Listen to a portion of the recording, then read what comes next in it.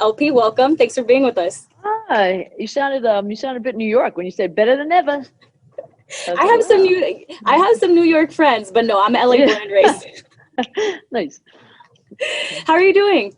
I'm good, man. I'm just hanging in there, Like I feel like I don't know if we're in the home stretch of this whole craziness, but I'm getting home stretch vibes, so Home stretch I'm vibes. like, yeah, home stretch vibes, man. And I'm just going with it, trying, All you know. right. Well, here's another baseball term. You're getting Yeah, ready to bat right now. All right, with your latest single. yeah. So you Yeah. actually co-wrote this song with Nate Campany and Mike Del Rio. So shout out to them. I did. Shout out to them. Mike's here right now. We're doing some work. But yeah, it's those are my boys. Those are all for for all intents and purposes, they are my band. Like they're like I don't know. We have a great thing. It's really cool. That's your creative think tank. Yeah, exactly. I feel like exactly, and we really like. There's just such a nice you know um we just understand each other now. It's like like kind of like a happily married like couple or something that finish each other's sentences and stuff like that, like musically, and I just dig it. It's like very easy to I don't know. I'm like a natural collaborator, so Mm. I enjoy it already. And then I've written really good songs with people I don't particularly like either, but it's very nice when you like people. But you made It's it good. work. Yeah, yeah, or like like it's. I've had people I really like that like when you write songs sometimes like or you're set up on a writing session with someone, for other people or even for myself, but like you sometimes you get together with them and you're like and you're all chatty and everything's happy and you go and you get coffee together and then you come back to the studio and you're like, man, and then nothing happens. And then sometimes I go to the studio and the person might be quiet or they're like on their own thing and I'm not Mm. connecting at all with them personally and I don't really like the vibe, and then all of a sudden we write something great and I'm like, oh wow, crazy. Well, It's interesting. speaking of connection, what was your Yeah. inspiration for this song? Which one? How low can Uh, you go, how low or the can one you that you go? love? Mm-hmm. Well, I mean, we were talking about some artists that we liked like the like kind of like the swing of the song and kind of like we might go in that direction. And I said, oh yeah, last time I saw that person, we did coke in a closet at the at the Chateau Vermont. I just said that, and then we were like, oh, that sounds like a really funny first line. And what are you gonna say, man? What happens out there in the crazy Hollywood hills. You guys are also going to do the U.S. Latin premiere of the live performance that you just did for the drive-in concert in Anaheim. Yeah, yeah, man. Yeah, it's How was gonna. that? It was great. I mean, no, it was weird. You're like, like there was all this smoke on stage. The normal stuff for the lights and everything, and it's just like it was very surreal at times, just like looking through the smoke and just seeing fucking cars. It's like, and then the cars were like, hey, do this with your hands. The windshield wipers. So Right. it was, it's weird. It's weird times. I mean, I'm glad I did it because I want to be able to say like, oh man, what a year that year, like remember those drive-in shows? I was like, yeah, I did one. It's a kind of fun topic of conversation, You talking remember point. those drive-in shows from the 50s? Nah, from 2020. Nah, 2020, exactly. Right. So Yeah. let's talk about the production of the song a little bit. Did you write this song during quarantine? No, Was it in fact, before? this song was ready to go when it was almost ready to go for the last record. We added a bunch of stuff. I added some more, like another like the so much happens in between, like that whole part added, and it just needed things and was like working and like kind of refining it a bit for this record. Like sometimes things aren't ready or they don't fit another a last record. And Tell us a little bit about the narrative of the video and how it kind of comes together with the song. that video was Eric had like a mood board and a mood for it and everything, and I just wanted to let him do what he wanted, and he knew this, he knew my story with the song, but we didn't know where it was going to go as far as like even Julieta being that involved in it. I mean, it was supposed to be just her like kind of swimming around or like kind of like being amused, and then it just like we used more footage of us together, and it just kind of went off the cuff. It was like kind of like a a working progress the whole time and up until the end. You know, it was like I didn't even see a shot list really until the day of. So it was kind of it has that. It's like it was uh, spontaneous in a great way. Okay. Yeah. So would there be like one moment that was really cool to you from the whole process?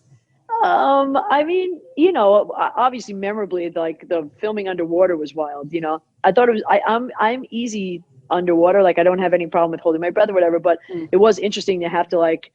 There's this interesting thing where, like, if you have any fear of the water, it's not great. But if you don't, and you just as soon as you let all the air out of your lungs completely, you sink. Like, and then you have and you would think like, you know, if people aren't comfortable with that, then they panic and they have to get air. But and even just from singing, I can sing like a note for a very long time. So I know that feeling of like how much that there's a lot more breath than you think in there, you know. But like when you put it all out and there's no breath in there, then you have like I don't know, you have some time. You probably have like maybe 20 seconds of like time underwater to like chill to be honest, but it's like but you're sunk, which is a cool feeling. You're not like struggling to stay down anymore. So that was interesting. Listen, I was gonna tell you though, that underwater scene, it's like how low can you go? You're out there testing boundaries, you know? Yeah, Like how low can I sink? yeah, seriously. But it came out cool. I think it's beautiful, you know. I I love was it. happy. Oh Cool. my goodness. Yeah. Well, LP, I have to tell you, like, even like you write most of your songs, which is another topic I want to touch on. All of But my like, songs. I don't sing any songs I don't write. and now, That's now for we damn. Oh know. wait, I mean, once in a blue moon. You're right. Once in a blue moon, an Avicii song or something like that. But yeah. But like Lost on You and now this song, like they touch on things that can be a little bit vulnerable, you know? Would Yeah. you say that you're a vulnerable person or music is kind of that I outlet where you get to express that? I think I am. You know, you could ask my girlfriends or whatever, but I think like sometimes they say no, but I don't know. You know, I feel like especially in my songwriting and singing and performing, I feel like I am. Yeah. I mean, I just think that you know, that's the place to do it. Like I mean, songs are where we really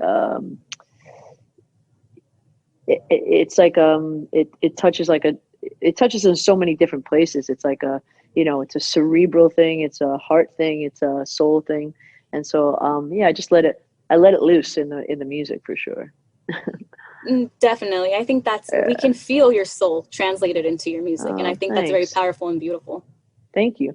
Yeah, I mean I think that you know like even my last record when I called it Heart to Mouth, I was you know just trying to express the fact that like when I'm writing and creating songs, I'm always like the biggest thing I try to do is like stay open and clear the channel between you know my heart and my mouth so that I could just like kind of get right there and it's interesting I could feel when I'm doing it and I think that's as far as like you know it's a very personal journey as a songwriter. You know you and only you I think know how much better you're getting in a way. Mm, And it's really cool and it's tough to explain. I mean, I'm sure all like I wonder if all songwriters experience that. I think they must. And it's like and it's very satisfying when you like feel like, you know, you're like getting trimming the fat and doing all these things. That doesn't mean it's like, you know, it's a hit song. I mean, everybody always talks about that. Yeah, there's a formula, but there's also not a formula. Like a song is a song once it's out there, it's got its own journey also, but it's also like you just never know. Like if you could like create a hit every time you wrote a song, you know, a lot of people would, of course. definitely. Well, this song is also a little like sneak peek because it's part of your next album that will be Yeah. released. Yeah. Yeah. It's you know, I'm excited. There's so much music coming um that I don't know. I think it's I don't like I feel like I just want to like throw it all out there all at Yeah, I once. was I like, wish look I at that could. smile on your face. Yeah, You're it's gonna be. ready. I think it's good. I'm ready. I'm definitely ready. And every time I get you know we finish one and get one back from like mix, you know, I'm like oh I like this one too. So why Yeah. was this song chosen as the first release of the album? Uh oh well the one that you love was my first one, Okay. but this was like you know I just felt like what I liked about this one as opposed to like to the one that you love is it's very different. Like, I wanted to show that like, there's some like different vibes coming, like I'm not belting in this one. It's kind of chill. It's like slinky, and I feel like it's indicative of like what's to come. There's like a lot of different sounds on the record, and I feel like I like that. It's like I'm singing in like a few different keys that I don't usually sing in, and it's I felt like also like the way it feels right now. We were like going through that election, and it didn't feel like an exuberant time. It felt like kind of a more like kind of like kind of sitting like with your three friends that you have in your bubble that you're like sitting 6 feet away from you, smoking in the basement with like a blue light on, something like that. It's like that's what these times feel like, like you're just like, wow, what happened to our lives? Right. Just a little low key, a little experimental. Yeah, low key, we're like devolving into this like dystopian like universe. I don't know. It's so I just reflect that in my music. Like I mean, I'm always like I'm very much a lightning rod of whatever's like going down around me. Like everyone. I love that. Definitely. So now, LP, you get to write your own music, and you've written for a lot of well-known artists, but you get to write your music, you get to perform your music. Your last album was a hit. How does it feel like right now as an artist? It's scary, I mean, I just it's scary because also, having said that about like, sad songs or songs, whatever, you want like I want everybody to be okay, man. It's like it really freaks me out, all the suffering that's going. There's always been tons of suffering, that we don't know as well. But like, I just think as a musician, we're all kind of like think about that. I mean, it's mind blowing that no one's toured this year. Mind blowing. Like no one, like because usually in any scenarios, there's always someone that's like kind of like getting to do it. It's like not you, not you, not you, but you get to do it.